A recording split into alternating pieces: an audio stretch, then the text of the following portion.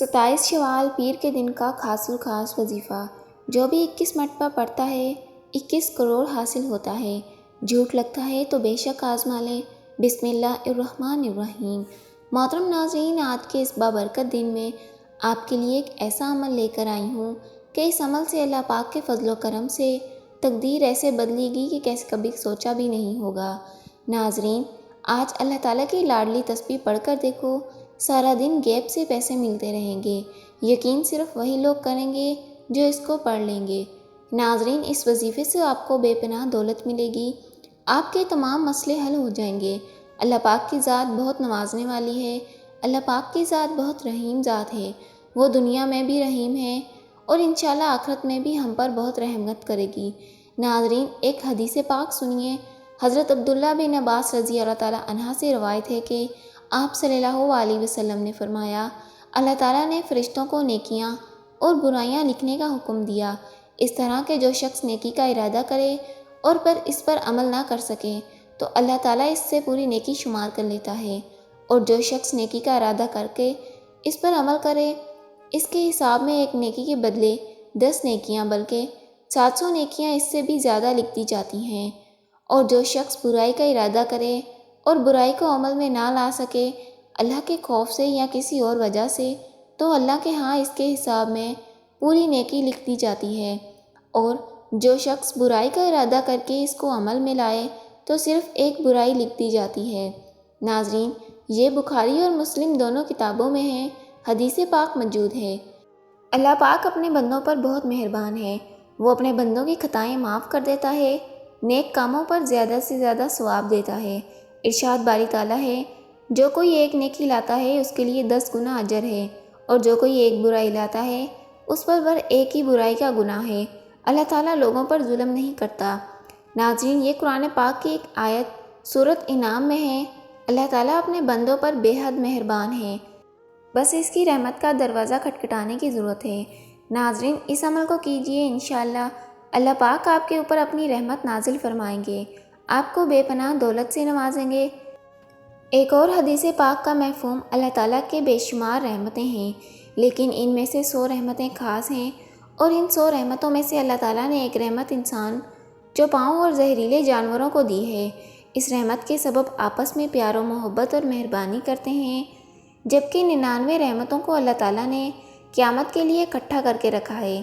اللہ تعالیٰ اس دن اپنے بندوں پر رحم فرمائے گا، لہٰذا انسان کو چاہیے اپنی جائز حاجات اور مرادوں کے حصول کے لیے اللہ تعالیٰ کی طرف رجوع کریں، فرائض کی پابندی کریں، گناہوں سے بچیں اور کثرت سے توبہ استغفار کریں۔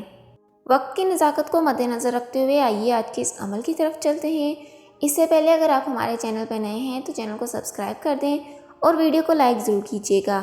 سب سے پہلے آپ لوگوں نے باوضو ہو کر مصلی پر بیٹھ جانا ہے۔ آپ اس عمل کو کسی بھی وقت کر سکتے ہیں، کسی بھی نماز کے بعد کر سکتے ہیں، لیکن شرط یہی ہے کہ پیر کے دن 27 شوال کو آپ نے اس عمل کو کرنا ہے۔ سب سے پہلے آپ لوگوں نے درود پاک پڑھنا ہے۔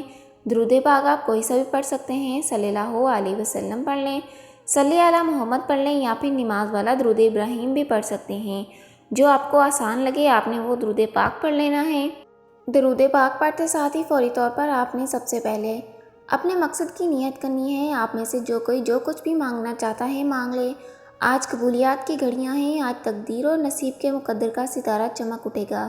آج روزگار کے لیے پڑھ لو، بے اولاد ہو تو اولاد کے لیے پڑھ لو، تنگ دست ہو تو روزگار کے لیے پڑھ لو، میاں بیوی میں محبت کی کمی کے لیے پڑھ لو، نافرمان اولاد، نافرمان شوہر کے لیے پڑھ لو، قرض سے نجات کے لیے پڑھ لو، من پسند شادی، من پسند نوکری کے لیے پڑھ لو۔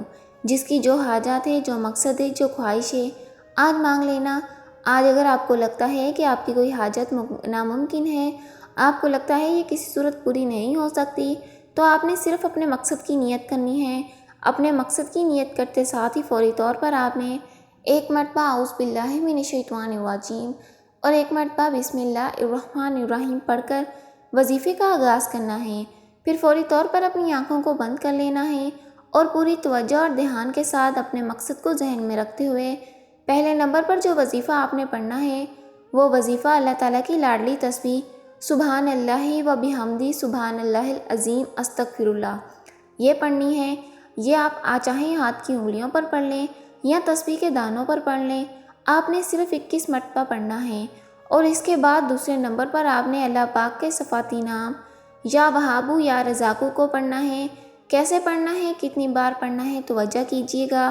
یا وہابو یا رزاقو 1 بار ہو گیا، یا وہابو یا رزاقو 2 بار ہو گیا، یا وہابو یا رزاقو 3 بار ہو گیا۔ اس طرح سے آپ یا وہابو یا رزاقو کو ہاتھ کی انگلیوں پر پڑھ لیں یا تسبیح کے دانوں پر پڑھ لیں۔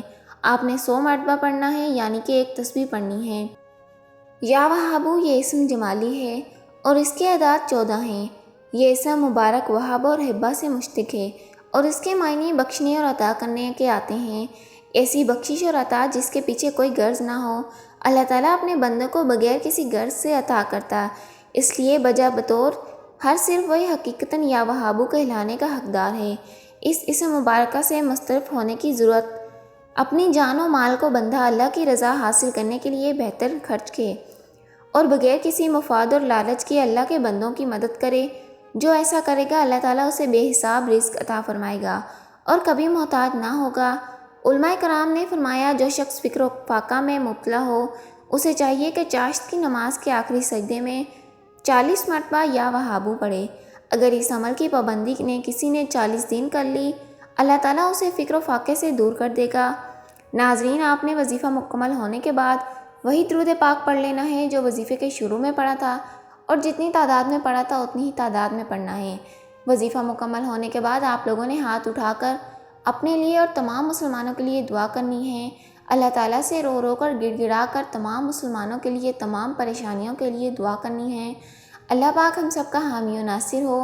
رب کریم میرا سنانا اور آپ کا سننا اپنی بارگاہ الہی میں قبول فرمائے۔ کمنٹ باکس میں آمین ضرور لکھیے گا۔ اللہ حافظ۔